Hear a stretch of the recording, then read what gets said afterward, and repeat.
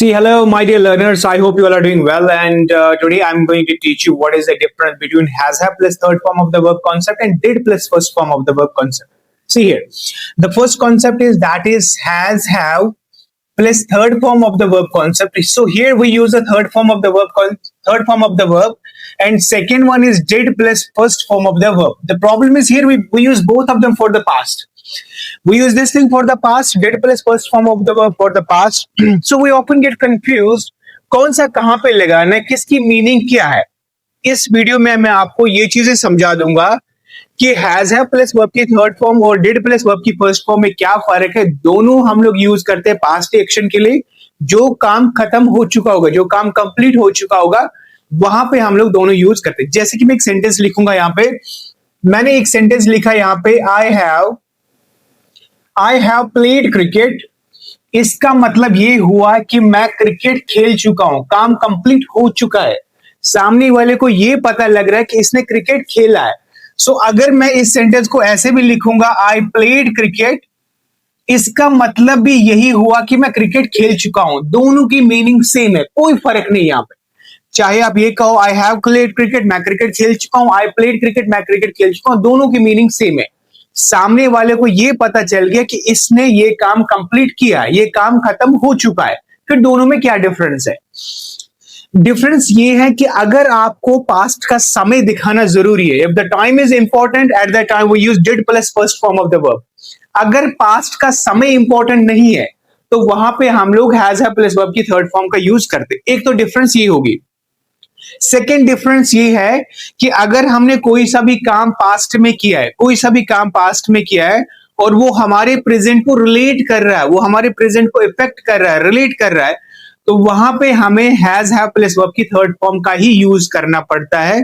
अगर कोई सा भी पास्ट की घटनाओं के बारे में हम बात करेंगे, अरे मैं यहां गया था, उसके बाद मैंने ये खाया, उसके बाद मैंने ये पिया, उसके बाद मैंने ये किया, अगर हम पास्ट की किसी कहानी की बात करेंगे, किसी घटनाओं की बात करेंगे, वहां पे जो कॉन्सेप्ट यूज होगा केवल और केवल वहां पे यूज करना होगा डिड प्लस वर्ब की फर्स्ट फॉर्म का कॉन्सेप्ट.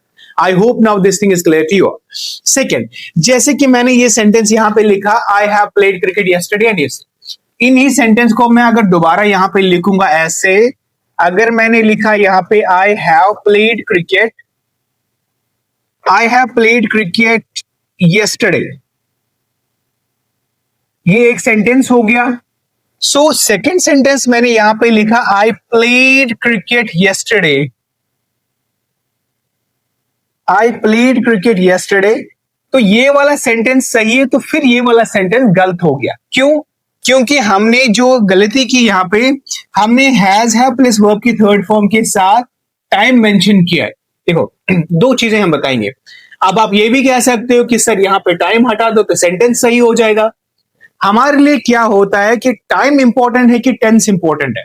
ये सेकंड थिंग, क्या टाइम डिपेंड करता है टेंस पे या टेंस डिपेंड करता है टाइम पे? कैसे होता है? यस, टेंस डिपेंड करता है टाइम पे, ना कि टाइम डिपेंड करेगा टेंस पे. कैसे? मान के चलो आपने कोई काम कल किया, ये तो अब कल का काम है, ये एक्शन कल हो चुका है, ये कल का समय, तो इसके हिसाब से आपको टेंस लगाना पड़ेगा पास्ट का, did. I played cricket yesterday, क्योंकि समय कल का है.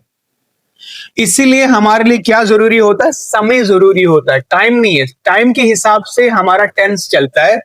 इसलिए आई हैव प्लेड क्रिकेट सही. अब मैं यहां पे समझा दूंगा आपको. ये जो हैज हैव प्लस वर्ब की थर्ड फॉर्म है, इसके साथ हम लोग टाइम, डे और डेट मेंशन नहीं करते. अगर आप लोगों ने हैज हैव प्लस वर्ब की थर्ड फॉर्म के साथ टाइम, डे और डेट मेंशन किया तो ये गलत हो गया.